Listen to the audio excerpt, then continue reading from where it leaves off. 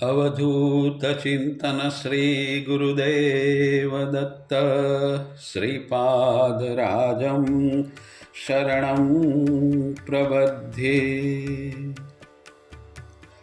गायति रेवा रवमधुरं गायति रेवा रवमधुरं हर हर ओम ओम हर हर ओम ओम हर हर ओम ओम हर हर ओम सायं प्रातः प्रातः सायं हर हर ओम ओम सततमिति गायति रेवा रवमधुरं मे कलजाता मनसि विभाता रौति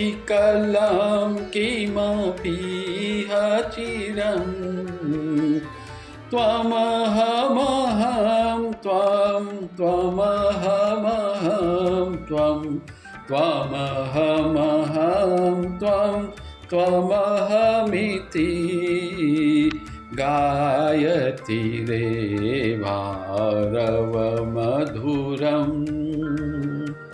तडिदोज्ज्वल जल मुखतः स्तौति निरङ्गं नारङ्गम् ब्रह्माहं त्वं ब्रह्मैवेदं जलशीकरवद भिन्नमिति गायति रेवा रवमधुरं गायति रेवा रवमधुरं नर्मदा मात की जय। अध्याय 13 नर्मदा परिक्रमा। स्वयं तीर्थ पावन अति परिक्रमा से काज रेवा तट तीर्थो तणी करे रंग गुरु आज। गुरुदेव पोते सहे सकल कष्ट संगात भक्तानुग्रह कारणे बाळवती जममात। શ્રી દત્ત પુરાણના 108 પારાયણનું અનુષ્ઠાન પૂર્ણ કરી પૂર્ણતા પ્રાપ્ત કરી તેના ઉદ્યાપન નિમિત્તે 108 દિવસમાં પુણ્ય સલીલા રેવાની પરિક્રમા પૂર્ણ કરવાનો ગુરુદેવ પરમ પૂજ્ય ટેમ્બે સ્વામીનો આદેશ માથા પર ચડાવી પૂજ્ય શ્રી નર્મદા કિનારે મોર ટક્કા આવી પરમહંસના આશ્રમે રહ્યા। વિક્રમ સંવત 1983 આસો સુદ ચોથને ગુરુવારના રોજ સાંજે 4 વાગે પૂજ્યશ્રી પરમહંસના આશ્રમેથી નીકળી મોરટક્કાના નર્મદા દક્ષિણ કિનારા પર આવી ગયા। પૂજ્યશ્રીએ ખરો અવધૂત વેશ ધારણ કર્યો। એક કૌપિન પહેરી વધારાનું એક કૌપિન પગે બાંધી રાખ્યું। એક હાથમાં લાંબો દંડ અને બીજા હાથમાં કમંડળ લીધું। માથા પર વિદૂષક જેવી ટોપી પહેરી। એક ભગવી થેલી ખભે લટકાવી। તેમાં ગોળ રાખવા માટે નાનો ડબ્બો, દંતમંજન, ઉલિયું, છરી, કાંટો કાઢવા માટેની સોય, એક જનોઈ, એક લોટો વગેરે તાત્કાલિક જરૂરિયાતની ચીજ વસ્તુઓ મૂકી કાળો કામળો ખભે નાખ્યો। આવા વેશે નર્મદાને કિનારે પાણીના વહેણ સુધી આવી ઊભા। થોડી પળો રેવામાંના વહેતા પાણીને જોયા કર્યું। કોણ જાણે સિંહે વાતો કરી હશે। એ રેવામાં પાસે પછી બધો સામાન ભાઠામાં મૂકી તેઓ ઘૂંટણ સુધીના પાણીમાં ગયા અને માને 2 હાથે વંદન કરી અત્યંત ભાવપૂર્વક બોલ્યા, હે મા રેવા, તારે આશરે છું, તારી પરિક્રમા તું જ કરાવે છે। માં, તારી શક્તિ વગર હું પંગુ છું, તું રક્ષણ કરજે, શક્તિ આપજે। એટલું બોલી નર્મદા જળ માથે મૂક્યું, આંખે લગાડ્યું અને એક નાની શીશીમાં પાણી ભરી લીધું। પછી કિનારા પર આવી ગયા અને 14 ભુવનનો રસાલો હાથમાં ઉપાડી ઉઘાડા પગે જય નર્મદે હર બોલી પૂજ્યશ્રીએ પરિક્રમાનો આરંભ કર્યો. અડવાણે પગે ચાલતા શરૂઆતમાં ખૂબ જ તકલીફ પડવા લાગી, પરંતુ એ તો પગને વાગતું હતું. પૂજ્યશ્રીને કાંઈ થતું ન હતું. જોત જોતામાં તેમણે કટાર, આલી, ટાંગસર ગામ વટાવી દીધા. અંધારું પડવા આવ્યું. એક ગામની બહાર ધર્મશાળામાં રાતવાસો કરી બીજે દિવસે સવારે પ્રાતઃકર્મ પતાવી નીકળી પડ્યા. તેમને પાંખો આવી હોય તેમ સડસડાટ ચાલતા ગોમુખ, કાંકરિયા, મટ્ટી, રાવેલ, મરદાના વટાવી નગાવા, મલન ગામ થઈ ભટિયાન સુધી લગભગ 16થી 17 માઇલનો પ્રવાસ કરી દીધો. સુરતદાદા માથે આવી ગયા. ચાલતા થોડો થાક લાગતો હતો. એક ગામને પાદરે એક ચોતરા પર બધો રસાલો મૂકી નર્મદા કિનારે ગયા. શાંતિથી એક પથ્થર પર બેસી સ્નાન કર્યું અને કમંડળમાં પાણી લઈ પાછા ચોતરા પર આવ્યા. ચોતરા પર બેસી 9 ટાંગ જેટલા ગોળનું પાણી કરી પી લીધું અને આરામ કરવા હાથનું ઓશીકું કરી લાંબા થયા. લગભગ 3 વાગ્યાના અરસામાં ઊભા થઈ ગયા અને ચાલતી પકડી. ભટિયાનથી થોડેક ઊંચા ટેકરા પર ગૌધારેશ્વર શિવજીનું મંદિર હતું. આ વિસ્તાર ગૌધારી ઘાટ તથા 7 પીપલી ઘાટ તરીકે જાણીતો હતો. ગૌધારી ઘાટ જમદગ્નિ ઋષિનું તપશ્ચર્યાનું સ્થાન હતું. ગૌધારેશ્વર ઘાટ ઉપરથી આજુબાજુનું સ્થળ ખૂબ જ સુંદર અને રળિયામણું લાગતું હતું. પતિત પાવન નર્મદાના પ્રવાહના દર્શન થતા હતા. પૂજ્યશ્રીએ શિવજીના દર્શન કર્યા અને બહાર નીકળી માં નર્મદાને પ્રણામ કરી પ્રકૃતિને પળબે પળ માટે પીધી અને રસ્તો માપવા માંડ્યો. ગૌધારી ઘાટથી મરકટ તીર્થ લગભગ 6-7 માઇલ ચાલીને આવી ગયા. કિનારા પર પથ્થર, કાંકરા ઓછા હતા, તેમજ રસ્તો ચોખ્ખો હતો, એટલે પૂજ્યશ્રીની ચાલમાં ખૂબ જ ઝડપ આવી ગઈ. નર્મદા અને વેદા નદીનો અહીં સંગમ થાય છે. પૂજ્યશ્રી ત્યાંથી સડસડાટ 5 માઇલ દૂર આવેલા વડગામ નામના ગામે આવી ગયા. ગામની નજીક માંડવ્યાશ્રમ હતો. આ સ્થળે માંડવ્ય ઋષિએ તપ કર્યું હતું. સામે કિનારે મહેશ્વર નામનું ગામ દેખાતું હતું. મહેશ્વર પ્રાચીન કાળમાં મહિષ્મતી નામે ઓળખાતું હતું. અંધારું થઈ ગયું હતું. પૂજ્યશ્રીએ ધર્મશાળામાં ધામા નાખ્યા અને રાત પસાર કરી દીધી. થાકને કારણે પૂજ્યશ્રીને રાતે થોડો તાવ આવી ગયો, પરંતુ સવારે પાછા તૈયાર થઈ મુસાફરી આરંભી દીધી. તાવ શરીરમાં વ્યાપતો હતો, તેથી ઝડપ થઈ શકતી ન હતી. આમ છતાંય ધીમે ધીમે પૂજ્યશ્રી નાવડી ટોલા વટાવી સહસ્ત્રધારા આવી ગયા. રસ્તો ખૂબ વિકટ હતો. કાંકરા, કાંટા અને ભેખડો પરથી જવાનું હતું. અવર જવર ખૂબ ઓછી હતી. કહેવાય છે કે સહસ્ત્રાર્જુને પોતાના 1000 હાથથી નર્મદાને બાંધવાનો પ્રયત્ન કર્યો હતો. મહેશ્વરથી વહેતો પ્રવાહ પથ્થરો, શિલાઓને કારણે અસંખ્ય ધારાઓમાં વહેતો હતો. આ જગ્યાએ નર્મદાનો પટ ખૂબ વિશાળ હતો. બધી જ ધારાઓ ખૂબ ઝડપથી નાસતી કૂદતી હતી અને સુંદર કર્ણપ્રિય કલકલ ધ્વનિ ચોગરદમ આંદોલિત કરતી હતી. પૂજ્યશ્રીનો માર્ગ ડાબે હાથે ફંટાયો. પથરા, કાંકરા, કાંટા પગમાં પેસી જતા હતા. માડ ચાલી શકાતું હતું, છતાં 3-4 માઇલ લથડતા પગે કાપી નાખ્યા. હવે ચાલવાનું અતિ દુષ્કર હતું. માથું ચકરાવા લાગ્યું. શરીર તાવથી ધમધમી ગયું. એક પગલું પણ માડ ચાલી શકાય તેવું હતું. પૂજ્યશ્રીએ એક ઝાડ નીચે કામળો નાખ્યો અને તેની ઉપર પડતું નાખ્યું. ક્યારે આંખ મળી ગઈ તેની ખબર ના પડી. સારો એવો સમય તેઓ પડી રહ્યા. તાવ વધતો હતો. તાવમાં તેઓ કણસતા હતા. તરસ ખૂબ લાગી હતી, પણ બેઠા થઈ કમંડળમાંથી પાણી પીવાનો બી પણ હામ ન હતી.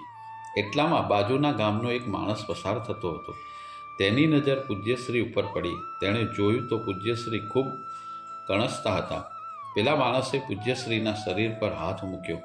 તાવ દઝાડી દે તેવો હતો. પેલા માણસને દયા આવી. તેણે પૂજ્યશ્રીને ઢંઢોળીને જગાડ્યા અને પૂછ્યું, મહારાજ, પરિક્રમાવાસી છો? માથું હલાવી પૂજ્યશ્રીએ હા પાડી. પેલા માણસે કીધું, તાવ ક્યારનો આવે છે? પૂજ્યશ્રી કહે, 2-3 દિવસ થયા હશે. પેલો માણસ કહે, મારે ઘેર પધારશો? સારું થાય એટલે ચાલ્યા જજો. પૂજ્યશ્રીને લાગ્યું કે આને ગુરુદેવે જ મોકલ્યો છે, તેથી તેમણે સંમતિ બતાવી અને નજીકના જ ગામમાં પેલા માણસને ઘેર ગયા. પેલો માણસ સુથાર હતો અને ગામમાં બધા તેને ભગત તરીકે ઓળખતા હતા. સુથાર ભગતને ત્યાં પૂજ્યશ્રી 3-4 દિવસ રહ્યા. ભગતે ખૂબ સારી ચાકરી કરી. પછી 5મે દિવસે સવારે પૂજ્યશ્રી અંતરથી આશીર્વાદ આપીને પરિક્રમામાં નીકળી ગયા. પૂજ્યશ્રી ત્યાંથી લગભગ 6-7 માઇલ દૂર ખબઘાટ પર પહોંચી ગયા. ગામ નજીક નર્મદા અને સાટક નદીનો સંગમ હતો. સાટક નદી જ્યાં નર્મદાને મળતી હતી ત્યાં 5 ફૂટના ધોધ રૂપે નર્મદા જળમાં પડતી હતી. મનોહર નયનરમ્ય દૃશ્ય અને કર્ણપ્રિય સંગીત પૂજ્યશ્રીને થોડીવાર માણી લીધું. પછી આગળ ચાલી સંગમ પર આવી ગયા. અહીં નર્મદાજીના તટ ઉપરથી પથરાળ ભેખડોમાં જેલેરીમાં સ્થાપિત કરેલા 60 શિવલિંગ હતા. તે બધા કુદરતી રીતે જ પથ્થરોમાંથી જ પ્રગટ થયેલા હતા. પૂજ્યશ્રીએ શિવલિંગોને પ્રણામ કર્યા અને ચાલવા માંડ્યું. ખબઘાટથી અચલી કઠોરા ગામે આવી ગયા. કઠોરા આગળ નર્મદાજીની વચ્ચે 3 માઇલનો લાંબો ધર્મપુરીનો બેટ છે. ધર્મપુરી ગામ ઉત્તર કિનારે આવ્યું છે. બેટ એકદમ નયનરમ્ય અને લીલોછમ દેખાય છે. નર્મદા તેની બંને બાજુએથી વહે છે. પૂજ્યશ્રી એક પથ્થર પર બેઠા. ડબ્બામાંથી ગોળ કાઢી તેનું પાણી બનાવીને પી લીધું. હવે ગોળ પણ ખલાસ થઈ ગયો હતો. ભિક્ષામાં આવે ત્યારે ખરો. પૂજ્યશ્રીએ ગોળના પાણીનું પાન કરી બ્રાહ્મણ ગાંવ તરફ ચાલવા માંડ્યું. રસ્તામાં બુરાડ નદી અને નર્મદાજીનો સંગમ પાર કરી નંદગાંવ થઈને બ્રાહ્મણ ગાંવ પહોંચ્યા. પુરાણ કાળમાં આને બ્રહ્માવર્ત તીર્થ કહેતા. બ્રહ્માજીએ આ સ્થળે તપશ્ચર્યા કરી હતી. બ્રાહ્મણ ઘાટ થોડો આરામ કરી પૂજ્યશ્રીએ વિશ્વનાથ ખેડા ચેનપુરા થઈ મારુકી ચીચલી ગામે આવી ગયા. નર્મદામાં હાથપગ ધોઈ પૂજ્યશ્રીએ કપિલા સંગમ તરફ ચાલવા માંડ્યું. કપિલા સંગમ આગળ નર્મદાજીને કોઈ મોટી નદી નહીં પણ એક નાળા જેવી નદી મળે છે. અહીં કપિલ મુનિએ તપશ્ચર્યા કરી હતી. કપિલા સંગમથી થોડે આગળ લહીરા ગામની બહાર એક ધર્મશાળામાં પૂજ્યશ્રીએ રાતે ધામા નાખ્યા. રાત્રે ગોળ ખલાસ થઈ ગયો હતો. ભિક્ષાની વ્યવસ્થા થઈ નહીં. ભૂખ તો લાગી જ હતી. પૂજ્યશ્રી નર્મદાજીને કિનારે જઈ જલપાન કર્યું અને ધર્મશાળામાં આવી સૂઈ ગયા. બીજા દિવસે પૂજ્યશ્રી પ્રાતઃકર્મ પરવારી 5 માઇલ દૂરના મોહીપુરા આવ્યા. અહીં નર્મદા તટે એક શિવાલય હતું. અહીં ભાર્ગવ ઋષિએ 1000 જેટલા યજ્ઞોમાં હાજરી આપી હતી. તેથી આ સ્થળને સહસ્ત્ર યજ્ઞાખ તીર્થ કહે છે. મોહીપુરાથી રાજઘાટ આવી ગયા. રાજઘાટ પુલ પાસે આવેલા દત્ત મંદિરમાં પૂજ્યશ્રી દર્શને ગયા. આ સ્થળે પૂજ્ય ટેમ્બે સ્વામી સન 1912માં આવેલા. ત્યારે ત્યાંથી 3 માઇલ દૂર વડવાનીના રાજા રણજીત સિંહ દર્શને આવેલા. તેમણે પૂજ્ય સ્વામીજી પાસે શેર માટીની માગણી કરી. પૂજ્ય સ્વામીજીના આશીર્વાદથી રણજીત સિંહને સંતતિ થઈ. તેથી તેમણે સન 1914માં દત્ત મંદિરનું નિર્માણ કર્યું. સન 1916માં એકમુખી આરસની સુંદર દત્ત મૂર્તિની વિધિસર પ્રતિષ્ઠા કરી. રાજઘાટ ગામની ધર્મશાળામાં થોડો આરામ કરી પૂજ્યશ્રી આગળ વધ્યા. ખૂબ ભૂખ લાગી હતી. 2 દિવસથી પેટમાં એક કણ પણ પડ્યો ન હતો. તેના આગલા દિવસે પણ માત્ર થોડા ગોળનું પાણી જ પેટમાં ગયું હતું. પૂજ્યશ્રી ક્યારેય સદાવ્રતમાં જતા ન હતા. ભિક્ષા પણ માગતા નહીં. કોઈ ભિક્ષા આપે તો માત્ર 1 કે 2 દિવસ ચાલે તેટલી જ લેતા. તેમાં પણ મોટે ભાગે ગોળ જ લેવાનું પસંદ કરતા.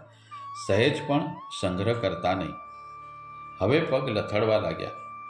માં નર્મદા તેમનું ધ્યાન રાખતા, પરંતુ કોઈક વખત ઘણી આકરી પરીક્ષા પણ કરી લેતા. ગોળ હતો નહીં.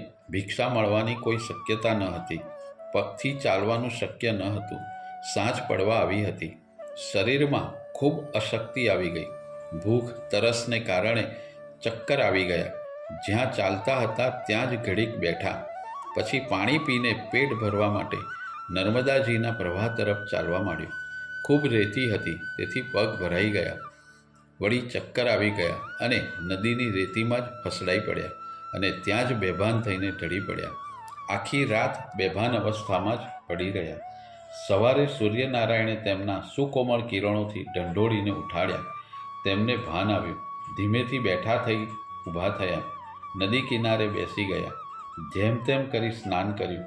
ત્યાં જ બેસી રહી સંધ્યા પૂજા કરી લીધી. પછી ધીમે ધીમે રેતીના પટમાં જ્યાં તેમની થેલી દંડ વગેરે હતા ત્યાં આવ્યા અને બેઠા. હવે બેસવાની પણ શક્તિ રહી ન હતી, એટલે ત્યાં જ આડા પડ્યા. એટલામાં સામે કિનારેથી એક નાની નાવડી આવી. તેમાંથી એક ગૃહસ્થ ઉતર્યા. તેઓ કોઈને શોધવા માટે ચારે તરફ નજર ફેરવતા હતા. તેમની નજર પૂજ્યશ્રી પર પડી એટલે એકદમ ઝડપથી પૂજ્ય પાસે આવ્યા અને પ્રણામ કરી બોલ્યા, મહારાજ, આપ પરિક્રમા અર્થે નીકળ્યા છો? પૂજ્યશ્રી કહે, હા. પેલો વ્યક્તિ કહે, એકલો ગોળ ખાવ છો? આ સાંભળતા જ પૂજ્યશ્રી ચમકી ગયા. તેમના નયન વિસ્ફારિત થઈ ગયા. તેમને અત્યંત આશ્ચર્ય થયું. તેમણે એટલું જ કહ્યું, હા.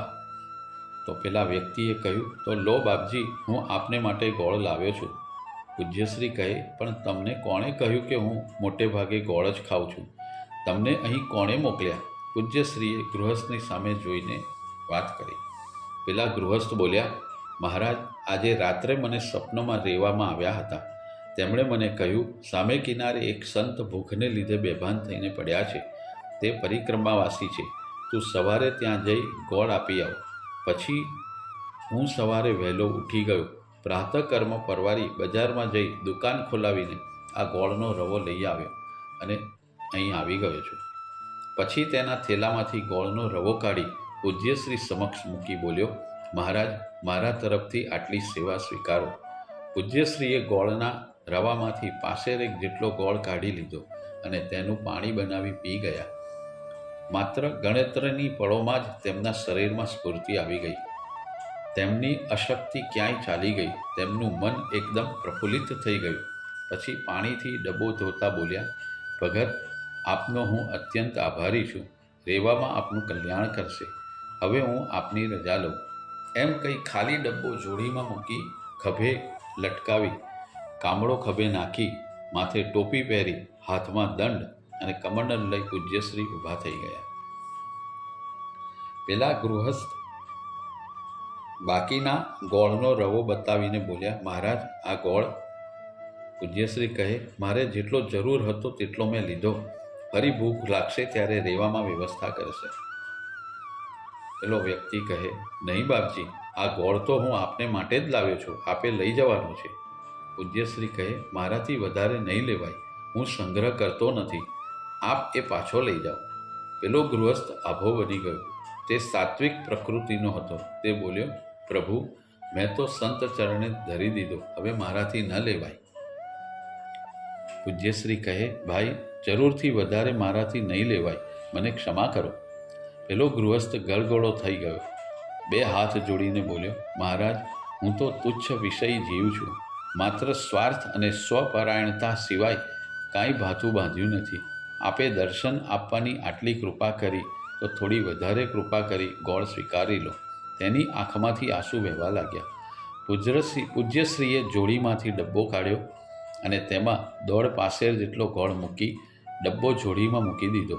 પછી તે ગૃહસ્થના બરડે હાથ ફેરવીને બોલ્યા, બસ, હવે વધુ નહીં લેવાય. ગૃહસ્થના આશ્ચર્યની અવધિ ના રહી. તેને થયું કે આ તે કેવા ત્યાગી મહાપુરુષ છે. તે પણ એમ જલ્દી સેવાનો લાભ છોડે તેવા ન હતા. તે બોલ્યો, હે મહાત્મા, મેં તો આપી દીધો. પાછો લઈ જવાનો મારો અધિકાર નથી. પૂજ્યશ્રીએ મંદ હાસ્ય રેલાવ્યું અને કહ્યું, એમ કરો ભગત, આ સંત પ્રસાદી માની ઘેર લઈ જાઓ અને આખા ગામમાં વહેંચી દેજો. બસ. ગૃહસ્થ કાંઈ બોલી શક્યા નહીં. તેની જીભ જલાઈ ગઈ. એ આ અકિંચન બાદશાહની શહેનશાહીથી દિગ્મૂઢ થઈ ગયો. તે પૂજ્યશ્રીના ચરણોમાં આળોટી પડ્યો અને બાપજીના ચરણો પકડી માથું ચરણોને અડકાડ્યું અને બંને પોતપોતાના રસ્તે પડ્યા. પૂજ્યશ્રી મોટાભાગે ગોળનું પાણી બનાવીને પી લેતા. કેટલીક વખત ચણાની કાચી દાળ પલાળીને ખાઈ લેતા. કોઈ વાર ખજૂર મળી જાય તો તેનાથી દિવસ કાઢી નાખતા. તારીખ 11/10/1927ના રોજ તેમણે શૂલપાણેશ્વરની ઝાડીમાં પ્રવેશ કરી દીધો. રાજઘાટ નર્મદાજીના દક્ષિણ તટ પરથી શૂલપાણેશ્વરની ઝાડીનું પ્રવેશદ્વાર ગણાય છે, જ્યારે ગરુડેશ્વર ઉત્તર તરફથી શૂલપાણેશ્વરની ઝાડી અને પહાડીનો લગભગ 80 માઇલનો અત્યંત વિકટ બિહામણો માર્ગ હવે શરૂ થતો હતો. ઘણા બધા ભીલો તથા હિંસક પશુઓનો ડર બતાવતા પણ પૂજ્યશ્રી તો ભયને બાળીને ભસ્મ કરી પી ગયા હતા. ઝાડીનો માર્ગ અતિ વિકટ હતો. પથ્થરો, કાંકરા, કાંટા પગમાં પેસી જતા હતા. ચાલતા ચાલતા એક પથ્થર પરથી બીજા પથ્થર પર પગ મૂકતા પૂજ્યશ્રીનું સમતોલન ગયું, તેથી તેઓ પડી ગયા. સામાન્ય વાગ્યું, પણ આગળના પથરા કૂદતા કૂદતા જમણો પગ લગભગ લંગડો જ થઈ ગયો હતો. એક સવારે પ્રાતઃકર્મ કરી નદીમાં સ્નાન કરવા ઉતર્યા અને પગ લપસ્યો અને ઊંડા ધરામાં ઉતરી ગયા. પાણીનો વેગ ખૂબ હતો અને ધરા આગળ પાણી ઘુમેડી ખાતો હતો. પૂજ્યશ્રી 2-4 પળ માટે ફસાઈ ગયા, પણ કોણ જાણે કેમ તેઓ કિનારા પર ધકેલાઈ ગયા. થોડી ઝાડી પસાર કર્યા પછી એક ગિરનારી સાધુનો સંગમ થયો. તે આજુબાજુના ભીલો પાસેથી મકાઈ માગી લાવતો અને બંને જણ ખાતા. દક્ષિણ તટ પરની પહાડી સાપુતારા અને ઉત્તર તટ પર વિંધ્યની હારમાળા હતી. બંને તટ પરથી પર્વતમાળા એકબીજાની ખૂબ નજીક આવી જતી હતી. અહીં હિંસક પ્રાણીઓ અને શિકારી ભીલોનો ડર રહેતો. આ તટ ઉપર શરૂઆતની ઝાડીમાં જ ભીલો લૂંટી લેતા. જ્યારે ઉત્તર તટની ઝાડીમાં ઝાડી પૂરી થવા આવે ત્યારે ભીલોનો ડર રહેતો. પૂજ્યશ્રી બીજા સૈનની નજીક પહોંચી ગયા. અહીં ગોયદ અને નર્મદા સંગમનું દર્શન કરી બીજા સૈન ગામ પહોંચી ગયા. રાવણની પુત્રી બીજા સૈનીએ રાવણના વધ પછી શંકર ભગવાનની આજ્ઞાથી અહીં તપ કર્યું હતું. પૂજ્યશ્રી ત્યાંથી આગળ બોરખડી તરફ ગયા. બીજા સૈનથી 2-3 માઇલ પછી પહાડી ખૂબ ઊંચી હતી અને બંને તટની પહાડી ખૂબ જ નજીક આવી. નર્મદાનો પટ એકદમ સાંકડો હતો. પટ એટલો સાંકડો હતો કે હરણ ત્યાંથી છલાંગ મારી સામે કિનારે જઈ શકે. તેથી આ સ્થળને હરણફાળ કહે છે. આ સ્થળે હિરણ્યાક્ષ રાક્ષસે તપશ્ચર્યા કરી હતી. બોરખડી થઈને કુલી, ગુંગસા વગેરે નાના નાના ગામો પૂજ્યશ્રીએ વટાવી દીધા. માર્ગ અત્યંત વિકટ હતો. ઊંચી ઊંચી પહાડી સૂર્યકિરણો પેસી પણ ના શકે તેવી ઝાડી વચ્ચે રસ્તો કરતાં કરતાં પૂજ્યશ્રી ચાલ્યા જતા હતા. રસ્તામાં 4-6 સાધુઓ સાથે થઈ ગયા. તેમની સાથે પૂજ્યશ્રી વાતચીતો કરે. પૂજ્યશ્રીનો જ્ઞાન ભંડાર જોઈને બધા આશ્ચર્યચકિત થઈ જતા અને ઘણી વખત પ્રશ્નો પૂછી કાંઈક જાણવા પ્રયત્ન કરતા. પૂજ્યશ્રી કહેતા કે દુનિયા સુખની શોધમાં ફરે છે, તે તેમને નથી મળતું. હું દુઃખની શોધમાં ફરું છું, મને એ નથી મળતું. સુખ દુઃખ એ મનનું કારણ છે. મન જ માણસને બાંધે છે અને મન જ તેને છોડે છે. મન જ માણસનું મિત્ર છે અને મન જ માણસનું દુશ્મન છે. બાપજીએ લખ્યું છે ને, મન બાંધે મન છોડવે, મને રચ્યું આ સર્વ. બીજા પરિક્રમાવાસીઓ પણ પૂજ્યશ્રીના જ્ઞાનનો લાભ લેતા. તે માટે પ્રશ્નો પૂછીને પૂજ્યશ્રીને બોલતા કરતા. ઘણા બધા સવાલોના જવાબ આપવાનું પૂજ્યશ્રી ટાળતા. તેમને કોઈને બોધ આપવાનો કે પોતાના જ્ઞાનની જાહેરાત કરવાનું ગમતું નહીં. પરંતુ ઘણી વખત સાચો પ્રશ્ન પૂછનાર મળી જાય તો પૂજ્યશ્રી તેને ચોક્કસ સંતોષ આપતા. પૂજ્યશ્રી કહેતા, પૂર્વના પાપ એટલે મળ કર્મ કરવાથી ધોવાય. આપણી સાધનાને આડે આવતો વિક્ષેપ ઉપાસનાથી ધોવાય અને આત્મા અને પરમાત્મા વચ્ચેના આવરણો જ્ઞાન વડે ધોવાય. સુખ દુઃખનું કારણ કર્મ છે. સકામ કર્મ મનુષ્યને બાંધે છે અને નિષ્કામ કર્મ મનુષ્યને મુક્ત કરે છે. કેટલાક સાધુઓ તેમનો સાથ છોડતા ન હતા. જો કે કેટલાક વિધ્વસ્ત વાતો કરતા અગર તો વિચિત્ર પ્રશ્ન પૂછતા, જરૂર જણાય તો પૂજ્યશ્રી સણસણતો જવાબ પણ આપી દેતા. એક વખત બધા નર્મદામાં સ્નાન કરતા હતા ત્યારે એક સાધુએ પૂજ્યશ્રીને મશ્કરી કરી. તે સાધુ બોલ્યો, મહારાજ, લંગોટીનો મંત્ર જાણો છો? પૂજ્યશ્રી એક પળ માટે તેનો ગલીચ અણસાર પામી ગયા. તેમણે ખૂબ જ સ્વસ્થતાથી જવાબ આપ્યો, હા બોલો, કઈ ભાષામાં કહું? હિન્દી, ગુજરાતી, મરાઠી કે અંગ્રેજી? બોલો, તમે કહો તે ભાષામાં કહું. પેલો સાધુ બોલ્યો, હિન્દીમાં કહો. પૂજ્યશ્રીએ જવાબ આપ્યો, લોભ કી લંગોટી લાલચ કા ધાકા, દુનિયા ઠગત ફિરે લીએ બેરાગા. બધા જ બાવાઓના મોં પડી ગયા. આગળ બોલવાની કોઈને હિંમત ના કરી. એટલે પૂજ્યશ્રી તેમને વિશાળ આંખો તેમની સામે કરી પછી બોલ્યા, બોલો બાવાજી, ચીપિયાનો મંત્ર કહું? કહો તો દંડ અને કમંડળનો મંત્ર પણ સંભળાવો. બધા ચૂપ થઈ ગયા. તે જ પળે પૂજ્યશ્રી જળમાંથી બહાર નીકળી ગયા અને બાવાઓનો સંગાત છોડી દીધો. પૂજ્યશ્રીએ એકલા જ ચાલવા માંડ્યું. થોડા સમયમાં 10-15 માઇલ કાપી નાખ્યું.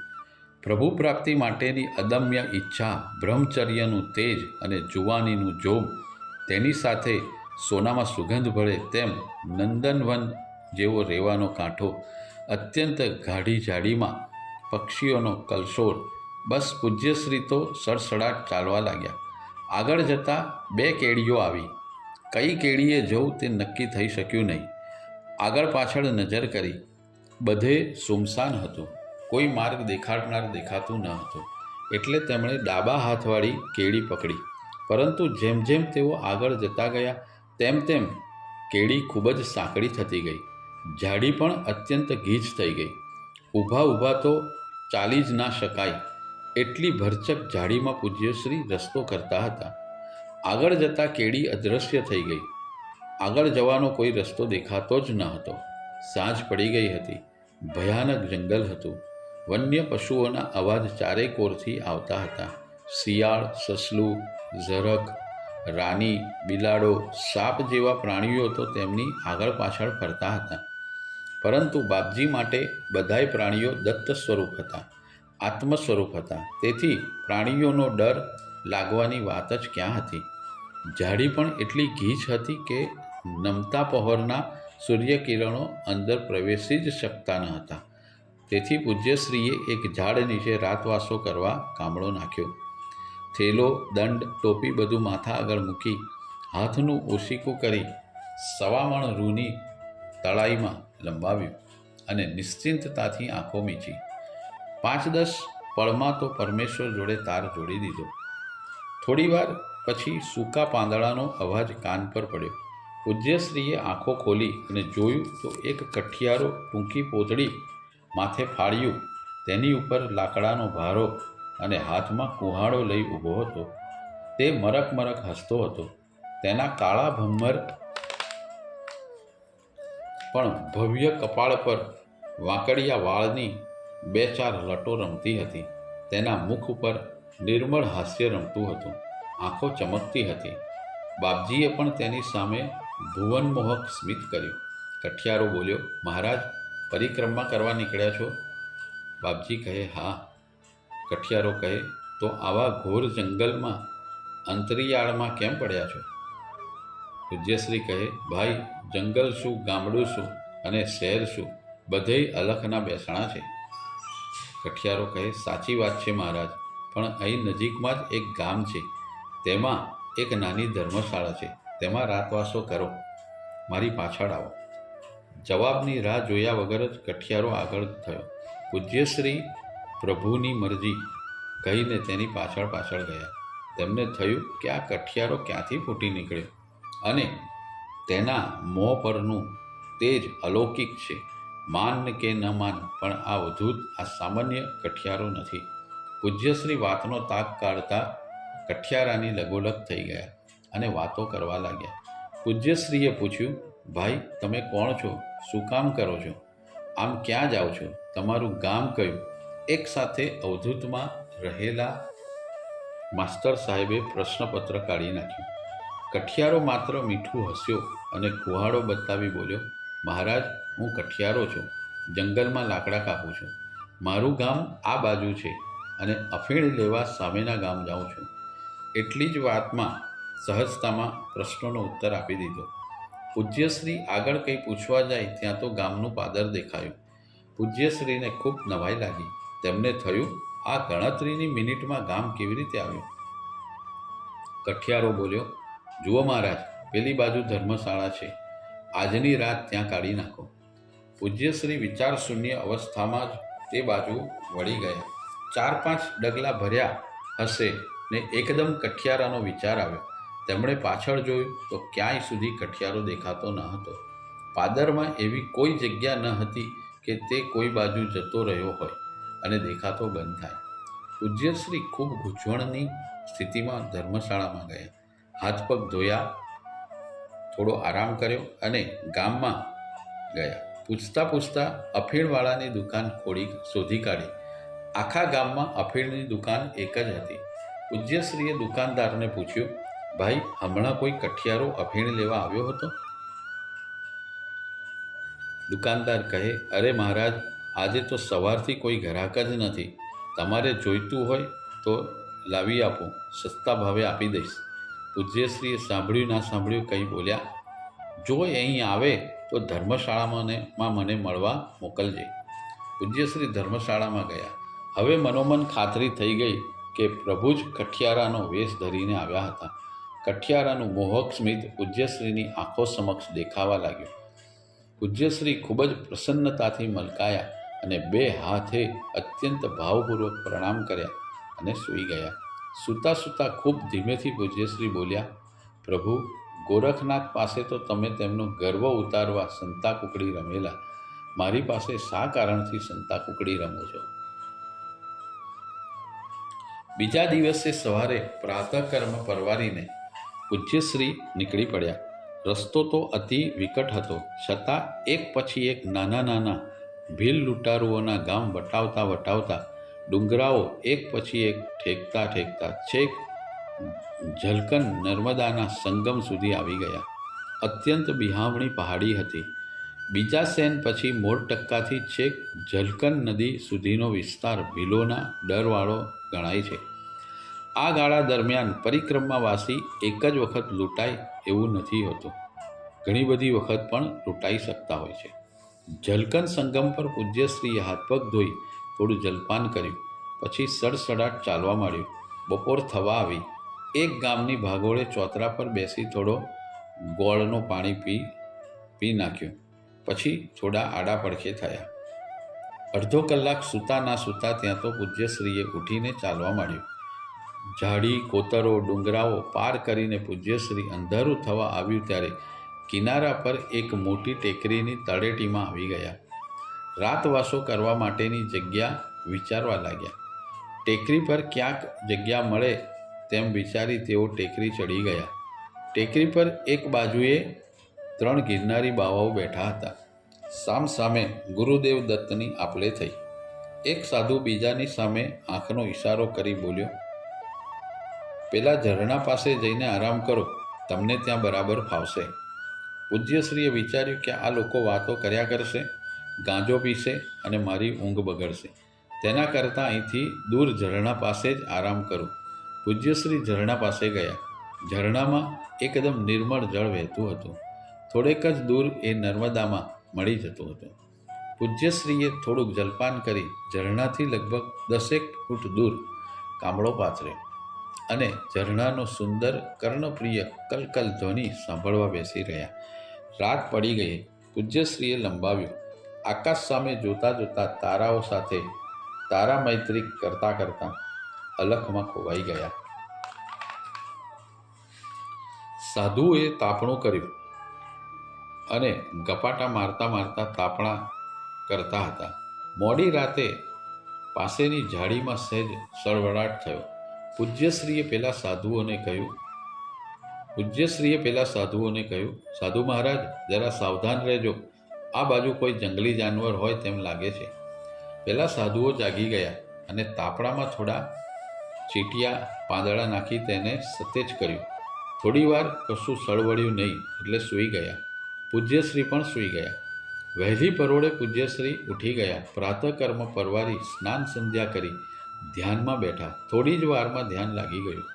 એટલામાં એક મોટો વાઘ બાપજીની પાછળથી આવ્યો અને છલાંગ મારી બાપજીને કૂદી જઈ સામેની ઝાડીમાં ગાયબ થઈ ગયો. વાઘની છલાંગને કારણે અને એકદમ માથા પરથી કૂદી જવાને કારણે હવાનો સુસવાટો પૂજ્યશ્રીને લાગ્યો. તેઓનું ધ્યાનભંગ થયું. તેમણે આંખો ખોલી અને એક વાઘ ઝાડીમાં પેસી જતો જોયો. પૂજ્યશ્રીએ સ્મિત કર્યું અને 2 હાથ જોડી પ્રણામ કરી બોલ્યા, પ્રભુ, આમ વાઘ સ્વરૂપે દર્શન દેવા આવ્યા, ખૂબ કૃપા કરી. પેલા બાવાઓ તો આ જોઈને ખૂબ ગભરાઈ ગયા અને વાઘ તદ્દન નજીકથી માથા પરથી ગયેલો હોવા છતાં અત્યંત સ્વસ્થ રહેલા પૂજ્યશ્રીને જોઈ અચંબામાં પડી ગયા.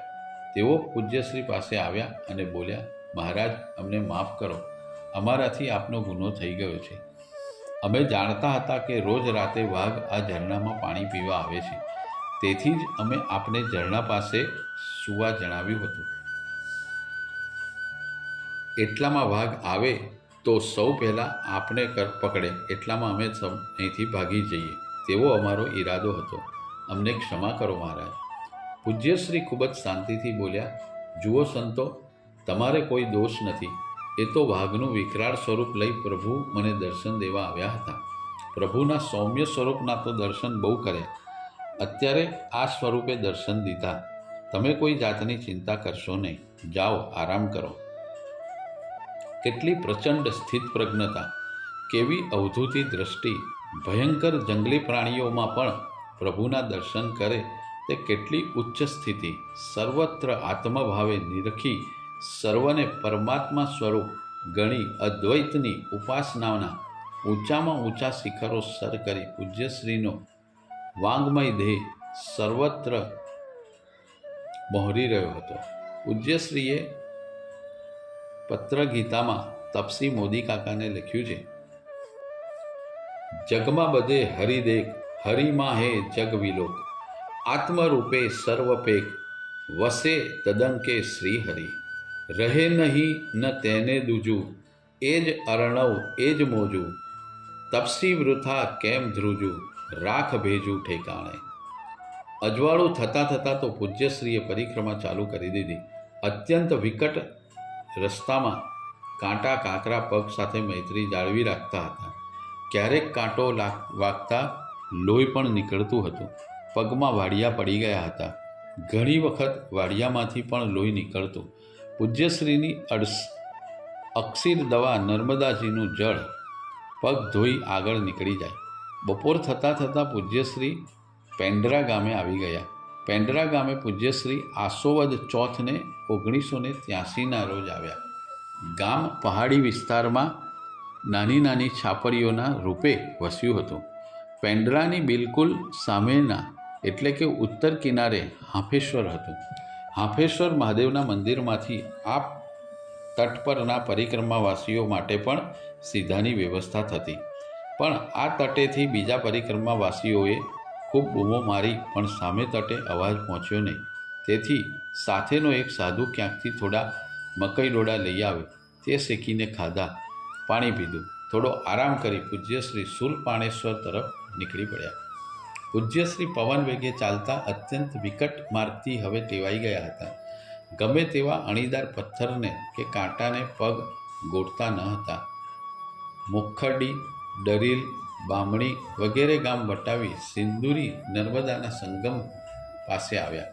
સંગમ આગળ હાથ પગ ધોઈ પાછું ચાલવા માંડ્યું. નર્મદાજીનું રૂપ અત્યંત રમણીય હતું. પહાડ ફાડીને વહેતો નર્મદાજીનો પ્રવાહ હરેક પળે નવા રૂપ સર્જતો હતો. પૂજ્યશ્રી ચીલમખેડી ગામ આવ્યા. ત્યાંથી આગળનો રસ્તો હવે રળિયામણો લાગતો હતો. ભેંકાર ઓછો થવા લાગ્યો. થોડી ઘણી વસ્તી દેખાવા લાગી. ગુજરાતની સરહદ નજીક આવી ગઈ. ગુંદરના પીઠા દેખાવા લાગ્યા. ત્યાં નોકરી કરવા તડવી લોકો શુદ્ધ ગુજરાતી બોલતા. પૂજ્યશ્રી રાત પડતા શૂલપાણેશ્વર પહોંચી ગયા. શૂલપાણેશ્વર મહાદેવનું મંદિર ભૃંગુતુંગ નામના ડુંગર પર છે. શંકર ભગવાને અંધક દાનવનો ત્રિશૂલ વડે વધ કર્યો. ત્રિશૂલ લોહીવાળું થયું. ત્રિશૂલને લાગેલા ડાઘને ધોવા ભગવાન અનેક તીર્થોમાં ફર્યા. અંતે ભૃગુતુંગ પર્વત પર આવી ત્રિશૂલને ધરતીમાં માર્યું. ત્યાં એક મોટો કુંડાકારનો ખાડો થઈ ગયો. તેને રુદ્રકુંડ કહે છે. ત્રિશૂલ અહીં માર્યું એટલે ત્રિશૂળ ભેદ નામનું તીર્થ પ્રગટ થયું. દેવોએ પ્રાર્થના કરી. આ કુંડમાં સરસ્વતી ગંગા પ્રગટ કરી. એ જ કુંડમાં ભોગાવતી અને દેવ નામે નદીઓ મળી. શંકર ભગવાને ત્રિશૂળથી રેખા દોરી કુંડનું પાણી નર્મદાજીને મળે તેમ કર્યું અને તેથી અહીં ત્રિવેણી સંગમ થયો. આ જગ્યાએ શંકર ભગવાને વિષ્ણુ ભગવાનને ચક્ર આપ્યું હતું. તેથી આ સંગમ સ્થળ ચક્રતીર્થ નામે પ્રસિદ્ધ થયું. જમણી બાજુની પહાડી પર એક મોટી ગુફા હતી. તેમાં માર્કંડેય ઋષિએ તપ કરેલું. શૂલપાણેશ્વર મહાદેવનું મંદિર પહાડીના આગળના ભાગમાં આવેલું છે. શિવાલય પશ્ચિમાભિમુખ હતું.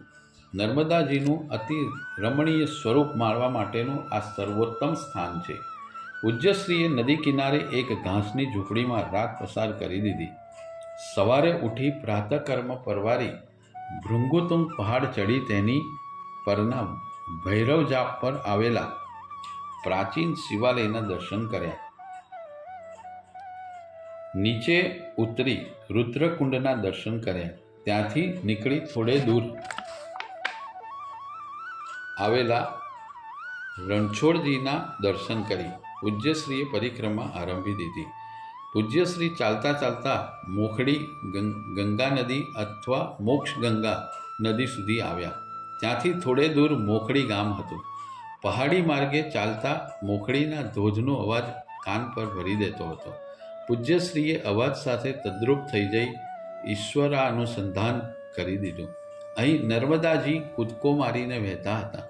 ધોધના ઉછળતા જળને આંખમાં ભરી દઈને પૂજ્યશ્રીએ નર્મદાના આ મનોહર રૂપના દર્શન કરી આગળ પ્રયાણ કર્યું. આગળ જતાં બપોર થવા આવી. એક ગામના ચોતરા પર બેસી ગોળનું પાણી પી લીધું અને થોડોક આરામ કરવા આડા પડખે થયા. થોડીવાર પછી એક ભગત ખભે તંબુરો લઈને આવ્યા. પૂજ્યશ્રીને પ્રણામ કરી બોલ્યા, મહારાજ, હું ગુજરાતી છું. એકલો પડી ગયો છું. પરિક્રમા કરતાં ભય લાગવા લાગ્યો છે. આપ મને આપની પાસે રહેવા દો. હું આપને ભજન સંભળાવીશ અને બનતી સેવા કરીશ. પૂજ્યશ્રીને કોઈ વાંધો ન હતો. તેમણે સંમતિ આપી. થોડો વખત આરામ કરી બંને પરિક્રમામાં નીકળી ગયા. 2-3 દિવસ બંને જણે સારી રીતે વ્યતીત કર્યા. પછી એક દિવસ તેઓ એક ઝાડ નીચે બપોરના વિશ્રામ કરવા બેઠા. થોડી વારે બાજુની ઝાડીમાંથી 4-6 ભીલો આવ્યા અને તંબુરિયા ભગત પાસેથી બધું છીનવી લીધું. પછી તંબુરો માગ્યો. ભગત તંબુરો આપવા આનાકાની કરતા હતા. તેથી ભીલોએ તે તંબુરો ઝૂંટવી લેવા માંડ્યો. ભગત કેમે કરી તંબુરો છોડતા ન હતા. આ ઝપાઝપીમાં તંબુરો તૂટી ગયો ને તેમાંથી 11 જેટલા રોકડા રૂપિયા નીકળ્યા. પૂજ્યશ્રી સમજી ગયા કે ભગત તંબુરો કેમ નહોતા આપતા. ભીલો બધું લઈને નાસી ગયા. તંબુરો લૂંટાઈ જવાને કારણે ભગત ખૂબ દુઃખી થઈ ગયા. તેમની આંખમાંથી પાણી વરસવા લાગ્યું. તેમણે અત્યંત દુઃખી થઈને બોલ્યા, મહારાજ, તંબુરા વગર મારાથી રહેવાશે નહીં. પૂજ્યશ્રી બોલ્યા, ભગત, ચિંતા ના કરો. આગળના ગામમાંથી તમને તંબુરો અપાવી દઈશ. બસ. બપોર પછી બંને ચાલી નીકળ્યા. સાંજ પડ્યું એટલે એક ગામ આવ્યું. ગામની ધર્મશાળામાં પડાવ નાખ્યો. થોડી વાર થઈ હશે ત્યાં તો એક ભાવિક પૂજ્યશ્રીના દર્શને આવ્યો. તે પ્રણામ કરીને બોલ્યો, મહારાજ, કાંઈ સેવા આપો. આપને માટે શું લાવું? ફળ, દૂધ, આપ જે કહો તે લેતો આવો. પૂજ્યશ્રી બોલ્યા, ભાઈ, મારે તો કાંઈ નથી જોઈતું, પણ આપની ભાવના હોય અને તીવ્ર ઈચ્છા હોય અને આપને અનુકૂળ થાય તો આ ભગતને એક તંબુરો લાવી આપો. આગળના ગામે તેમનો તંબુરો લૂંટાઈ ગયો છે. પેલા ભાવિક ગ્રામજનના આનંદનો પાર ના રહ્યો. પૂજ્યશ્રીએ તેને સેવા બતાવી, તેથી કૃતકૃત્ય થઈ ગયું. તે સીધો ગામમાં ગયો અને એક વાજિંત્રવાળાની દુકાનેથી તંબુરો લઈ આવ્યો અને ભગતને આપ્યો. ભગતને તંબુરો મળી ગયો એટલે આનંદનો તેનો પાર ન રહ્યો. પૂજ્યશ્રીનો અત્યંત આભાર માન્યો. એકાદ દિવસ પછી ભગત પૂજ્યશ્રીથી છૂટા પડી ગયા. હવે ગુજરાતની સપાટ જમીન આવી ગઈ. પહાડી ઓછી થઈ ગઈ એટલે થોડુંક વધારે અંતર કાપી શકાતું. પૂજ્યશ્રી વસંતપુરા, પીપલિયા વગેરે ગામ વટાવી ઇન્દ્રવર્ણા ગામે આવ્યા. ઇન્દ્રએ દૈત્યોથી હારી થાકીને આ સ્થળે તપશ્ચર્યા કરી હતી અને શિવજીને પ્રસન્ન કરી શક્તિ મેળવી હતી. તેમણે ઇન્દ્રેશ્વર નામના લિંગની સ્થાપના કરી હતી. રાતવાસો પૂજ્યશ્રીએ નદીની રેતીમાં જ કર્યો. આખી રાત ગુરુદેવની સ્તુતિમાં ગાળી દીધી. સવાર પડતા પ્રાતઃકર્મ પતાવી થોડીવાર ધ્યાનમાં બેસી પરિક્રમા આરંભી દીધી. ત્યાંથી નાની રાવલ ગામમાં આવ્યા. અહીં નદી કિનારે વ્યાસેશ્વરનું દેરું પૂર્વાભિમુખ હતું. તેમની સામે પશ્ચિમાભિમુખ વૈદ્યનાથનું દેરું હતું. આ સ્થળે વેદવ્યાસે તથા અશ્વિની કુમારોએ તપશ્ચર્યા કરી હતી. નાની રાવલીથી થોડે દૂર આનંદેશ્વર તીર્થ આવ્યું. આ સ્થળે દૈત્યોનો વધ કર્યા પછી આનંદમાં આવેલા શિવજીએ નૃત્ય કર્યું હતું. પૂજ્યશ્રી નાની રાવલથી સૂરજવર થઈ રામપુરા આવ્યા. ત્યાંથી અનડવાદી અને નર્મદાનો સંગમ હતો. સંગમ પાસેના ઊંચા ટેકરા પાસે સહસ્ત્રાર્જુને નર્મદાજી સાથે લગ્ન કરવાના ઈરાદાથી તપ કર્યું હતું. ભગવાન શંકર પ્રસન્ન થયા અને નર્મદાથી લગ્ન ના કરવા સમજાવ્યો. અનડવાદી નદી ઓળંગી પૂજ્યશ્રી ખંડિત ઘાટ પર આવી ગયા. ઘાટની બાજુમાં એક ટેકરી છે. તે ટેકરી ધર્મ ટેકરીથી જાણીતી છે. અહીં ધર્મરાજે તપશ્ચર્યા કરેલી. ધર્મ ટેકરી આગળ અનડવાદી નર્મદાના સંગમ પછી પૂર્વમાંથી આવતી અને પશ્ચિમ તરફ જતી નર્મદા 2 માઇલ જેટલી ઉત્તર તરફ વહે છે. સંગમથી લગભગ 2 માઇલના આ વિસ્તારને લુકેશ્વર તીર્થ કહે છે. કાલપૃષ્ઠ નામના એક દાનવે શંકર ભગવાનની તપશ્ચર્યા કરી. શંકર ભગવાને પ્રસન્ન થઈ જ્યારે વરદાન માગવા કહ્યું ત્યારે દાનવે કહ્યું કે તે જેના માથા પર હાથ મૂકે તે ભસ્મ થઈ જાય. તેથી તેનું નામ ભસ્માસુર પડ્યું. ભસ્માસુર શિવજી પાછળ તેમના માથે હાથ મૂકવા દોડ્યો. તેથી શિવજી નર્મદા કિનારે આ સ્થળે આવી અહીં લપાઈ ગયા. ત્યારે શ્રી વિષ્ણુ ભગવાને મોહિની રૂપ લઈ ભસ્માસુરને મોંમાં નાખી કામવશ દાનવના પોતાના જ માથે હાથ મુકાવ્યો. તેથી તે પોતે ભસ્મ થઈ ગયો. શિવ ભગવાન અહીં લપાઈ ગયા હતા. તેથી તે લુકેશ્વર તીર્થ તરીકે પ્રસિદ્ધ થયું. અહીં સુંદર રણછોડજીનું મંદિર છે. તેમાં વિષ્ણુ ભગવાનના દશા અવતારની નયનરમ્ય ના દર્શન પૂજ્યશ્રીએ કર્યા. માર્ગમાં ધનદેશ્વર થઈ માંગરોળ પહોંચ્યા. ધનદેશ્વર તીર્થ રાવણના ભાઈ કુબેરે લંકાની પ્રાપ્તિ માટે શંકર ભગવાનની ભક્તિ કરી હતી. માંગરોળ બપોર સુધીમાં આવી ગયા. નદી કિનારે આવેલા મંગળેશ્વર મંદિરમાં થોડો વધેલો ગોળ ઓગાળી પી ગયા અને ડબ્બો ખાલી કરી દીધો. મંદિરમાં થોડો આરામ કરી પરિક્રમા આરંભી દીધી. પૂજ્યશ્રી સહરાવ તુંબડી થઈને બાંદરિયા પહોંચી ગયા. બાંદરિયા નામનું ગામ છે. અહીં તેજોનાથ વૈદ્યનાથનું પ્રાચીન તીર્થ છે. બાંદરિયાથી પૂજ્યશ્રી કુંભનાથ પહોંચી ગયા. રાત પડી ગઈ તેથી પૂજ્યશ્રીએ રાતવાસો કરી લીધો. બીજે દિવસે સવારે પરિક્રમા શરૂ કરી કુંભનાથથી લગભગ 1 માઇલ દૂર રામેશ્વર તીર્થ હતું. ત્યાં રામચંદ્ર ભગવાને તપશ્ચર્યા કરી હતી. ત્યાંથી આગળ કઠોરા ગામ પાસે હનુમંતેશ્વર તીર્થ પાસે આવી ગયા. અહીં રામ રાવણના યુદ્ધ પછી હનુમાનજીએ તપ કરી શિવજીને પ્રસન્ન કર્યા હતા. જ્યાં તપ કર્યું તે કપિતીર્થ તરીકે પ્રસિદ્ધ હતું. હનુમાનજીએ મહાદેવજીના લિંગની સ્થાપના કરી, તેથી તે હનુમંતેશ્વર નામે પ્રસિદ્ધ થયું. અહીં નર્મદાજી અર્ધચંદ્રાકારે વહી સામે તટે આવેલા પ્રાચીન કરનાળી તીર્થ તરફ જતા હતા. અત્યંત સુંદર, મનોહર અને નયનરમ્ય નર્મદાજીનું દર્શન હનુમંતેશ્વરની ટેકરી પરથી થતું હતું. હનુમંતેશ્વરથી પૂજ્યશ્રીએ પોઈચા તરફ પ્રયાણ કર્યું. પોઈચાને સામે કિનારે ચાણોદ ગામ હતું. પોઈચાથી ફંડ ગામે આવ્યા. ગામ ઊંચા ટેકરા પર વસેલું હતું. અહીં કરંજા નર્મદાનો સંગમ હતો. પૂજ્યશ્રીને ખૂબ ભૂખ લાગી હતી. આગલા દિવસે કાંઈ ખાધું ન હતું. છતાં સંગમમાં સ્નાન કરી થોડું જલપાન કરી નર્મદા પરિક્રમામાં પ્રવૃત્ત થઈ ગયા. પેટ ભાડું માંગતું હતું. પગ પાણી થઈ જતા હતા. આગળ ચાલતા ખૂબ જ તકલીફ પડતી હતી. બપોર થઈ ગઈ.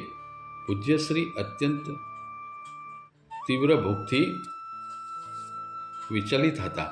થોડે દૂર ગયા ત્યાં એક કાળી મોટી શિલા ઉપર તાજી ઉતરેલી હોય તેવી 2 ભાખરીઓ અને તેના પર માખણનો પિંડો મૂકેલો હતો. પૂજ્યશ્રીની આંખ તેના પર ગઈ, પરંતુ બાપજીને થયું કે કોઈ માણસ આ અહીં મૂકી આટલામાં ક્યાંક ગયો હશે અને વણહકનું લેવાય નહીં, એટલે તેઓ ભાખરી તરફથી નજર ફેરવી લઈ ચાલવા માંડ્યો.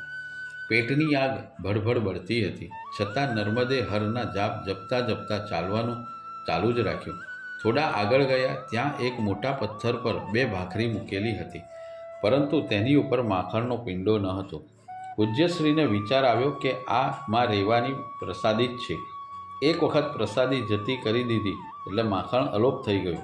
હવે આગળ જતાં ભાખરીએ અલોપ થઈ જશે, એટલે આ પ્રસાદી સ્વીકારી લેવાનો નિર્ણય કરી પૂજ્યશ્રીએ 2 ભાખરી ખાઈ લીધી. ઉપર રેવાજીનું પાન કરી લીધું. પૂજ્યશ્રીએ ઓરી ગામથી સિસોદરા તરફ ચાલવા માંડ્યું. રસ્તામાં કોટેશ્વર તીર્થના દર્શન કરી સાંજ પડવા આવી. તે અરસામાં પૂજ્યશ્રી સિસોદરા પહોંચી ગયા. જ્યારે સિસોદરા પહોંચ્યા ત્યારે ત્યાંના પ્રસિદ્ધ મુકુટેશ્વર મહાદેવના સાયમ આરતીનો ઘંટરાવ આખા ગામને ભરી દેતો હતો. પૂજ્યશ્રી સીધા મુકુટેશ્વર મહાદેવના મંદિરમાં ગયા. આરતી પ્રસાદ લઈ ત્યાંથી ધર્મશાળામાં ધામા નાખ્યા. મુકુટેશ્વર તીર્થ સ્વયં પ્રગટ થયું હતું. દક્ષ પ્રજાપતિના યજ્ઞનો વિધ્વંસ કરવા માટે શંકર ભગવાન ક્રોધથી લાળચોળ થઈને દોડતા હતા. તે વખતે તેમના માથેથી મુગુટ પડી ગયો. બીજા દેવો આ મુગુટને ઉઠાવવા ગયા. ત્યાં તો તે જગ્યાએ લિંગ પ્રગટ થયું. તેથી તેનું નામ મુકુટેશ્વર પડ્યું. મુકુટેશ્વર મહાદેવની પાછળ સિસોદરા ગામ વસ્યું હતું. સવારમાં પૂજ્યશ્રીને તાવ હતો, છતાં પ્રાતઃકર્મ કરી નીકળી ગયા. પૂજ્યશ્રી નાવરા આશા થઈને પંચમુખી હનુમાન સુધી આવી ગયા. ત્યાં હાથપગ ધોઈ સહેજ વિશ્રામ લઈ બપોર સુધીમાં પૂજ્યશ્રી પાણેથા થઈને આસોવદ 12 સંવત 1983ના રોજ વેણુ ગામ પહોંચી ગયા. નર્મદાજીના કાંઠે સુંદર લક્ષ્મીનારાયણનું મંદિર હતું. નર્મદાજીનો પટ ખૂબ વિશાળ હતો. સામે કિનારે પવન પાવનનું નાવેશ્વર ધામ દેખાતું હતું. રણાપુરમાં દાસકાકાને ખબર પડી ગઈ. આખા કુટુંબ સાથે લઈ તેઓ વેણુ ગામ પૂજ્યશ્રીના દર્શને આવ્યા. પૂજ્યશ્રી શાંતિથી બેઠા હતા. દાસકાકા ઝડપથી દોડી પૂજ્યશ્રીના ચરણોમાં બેસી ગયા. પૂજ્યશ્રી દાસકાકા સામે જોઈ મરક હસવા લાગ્યા. દાસકાકાની નજર પગના વાડિયામાંથી નીકળતા લોહીથી માંડીને હાથ પગ વગેરે પર પડેલા ઉઝરડા અને છેક માથા પરની ગૂંચવાઈ ગયેલી જટા સુધી ફરી વળી. તેમની આંખોમાંથી આંસુની ધારા ચાલી. તેમણે પૂજ્યશ્રીના પગ પકડી લીધા અને પગના તળિયા પર ફાટી ગયેલી ચામડીના વાડિયા પર પગમાં રહી ગયેલા કાંટા પર હાથ ફેરવવા માંડ્યા. પછી માથું ઊંચું કરી બોલ્યા, બાપજી, કેવું શરીર કરી નાખ્યું. આખા શરીર પર ઉઝરડા પડી ગયા છે. પગના તળિયામાં કેટલા બધા કાંટા છે અને આ વાડિયામાંથી લોહી વહેતું હશે તે ચોખ્ખું દેખાઈ આવે છે. કેટલી બધી કણી પડી ગઈ છે. દાસ તેના પર હાથ ફેરવીને બોલ્યા, બાપજી, શરીરનું થોડુંક તો ધ્યાન રાખો. પછી ઊભા થયા, જટા પર હાથ ફેર્યો. કેટલાય દિવસોથી નહીં ઓળેલી જટા ગૂંચવાઈ ગઈ હતી. દાસે મૂડીબહેનની તરફ જોયું અને બોલ્યા, મૂડી, હું હમણાં ગરમ પાણી લાવું છું. આ જટા સાફ કરીને છૂટી પાડી દે. દાસકાકા 2-3 ડોલ પાણી લઈ આવ્યા. ગરમ પાણી લઈ આવ્યા. મૂડીબહેને ખૂબ જ મહેનતથી પૂજ્યશ્રીની જટાના વાળ ધોયા અને જટા ઉકેલી. દાસકાકાએ પૂજ્યશ્રીને ચોડીને નવડાવ્યા. પૂજ્યશ્રી એકદમ હળવા ફૂલ જેવા થઈ ગયા. પછી મૂડીબેને દસમી અને દૂધની ભિક્ષા કરાવી. પૂજ્યશ્રીએ દિવાળી વેણુગામમાં કરી દાસકાકાનું આખું કુટુંબ તેમની સાથે રહ્યું. સંવત 1984ની કારતક સુદ એકમ એટલે કે વર્ષ પ્રતિપદા ને દિવસે પૂજ્યશ્રીએ પરિક્રમા આરંભી. પૂજ્યશ્રીને વિદાય આપતી વખતે દાસકાકા ચોધાર આંસુએ રડ્યા. તેમને બાપજી દૂર થાય તે જરાય ગમતું ન હતું. પૂજ્યશ્રીએ દાસકાકાના બરડે હાથ ફેરવી અત્યંત સાંત્વના આપતા કહ્યું, દાસકાકા, હમણાં પરિક્રમા પતી જશે. હું પરિક્રમા પતાવી વહેલો આવી જઈશ. દાસે માળ પોતાની જાતને કાબૂમાં લીધી. પૂજ્યશ્રીએ પ્રયાણ આદરી દીધું. વેણુગામ પ્રાચીન કાળમાં વાલુકેશ્વર નામે પ્રસિદ્ધ હતું. ગોદાવરીની યાત્રાએથી પાછા ફરતા વાલ્મીકી ઋષિએ અહીં 2 માસ રહ્યા હતા. ત્યારે વેલુકેશ્વર શિવલિંગની સ્થાપના કરી હતી. વેળુગામથી પૂજ્યશ્રી નીકળી સરસાડ પહોંચ્યા. સરસાડ ગૌઘાટ તરીકે પણ પ્રચલિત હતું. એક મોટા ટેકરામાંથી નાળા રૂપે ગોદાવરી ગંગાનું પાણી વહેતું હતું. આ પાણી નર્મદાજીને મળતું હતું. કહેવાય છે કે ગુજરાતના સોલંકી રાજા સિદ્ધરાજને રક્તપિત્તનો રોગ થયેલો. શાસ્ત્રોજ્ઞના કહેવાથી ગોદાવરીમાં સ્નાન રાજા કરે તો રક્તપિત્ત મટે. રાજા નીકળ્યા, પરંતુ રાજાને આ જગ્યાએથી પસાર થતાં દેવ દૃષ્ટાંત થયો કે તારે ગોદાવરી આવવાની જરૂર નથી, હું જ સામેથી આવું છું. ત્યાર પછી આ મોટા ટેકરામાંથી જળધારા વહેવા લાગી અને તેમાં સ્નાન કરી રાજા રોગમુક્ત થયો. આ કથા લોકગાથા છે. સરસાડથી પૂજ્યશ્રી મણિનાગેશ્વર પહોંચ્યા. તે નાગતીર્થ તરીકે પ્રચલિત છે. મણિનાગેશ્વર થોડો આરામ કરી પૂજ્યશ્રીએ નજીક આવેલા ભાલોદ તરફ જવા પ્રયાણ કર્યું. ભાલોદ પહેલાં રૂંઢ નામનું ગામ આવ્યું. ત્યાંથી આગળ ભાલોદ આવ્યું. ભાલોદમાં નદી કિનારે ટેકરા પર ગૌતમેશ્વર અને અહલ્યેશ્વર મહાદેવના દર્શન હતા. ગૌતમ ઋષિએ શ્રાપ માથે ચડાવી આ સ્થળે અહલ્યા શિલારૂપે ભગવાન શંકરનું તપ કરતી હતી. અવધૂત ચિંતન શ્રી ગુરુદેવ દત્ત. આ અધ્યાયનું આગળનું વર્ણન હવે પછીના વિડીયોમાં આવશે. શ્રીપાદ રાજમ શરણમ પ્રબધ્યે.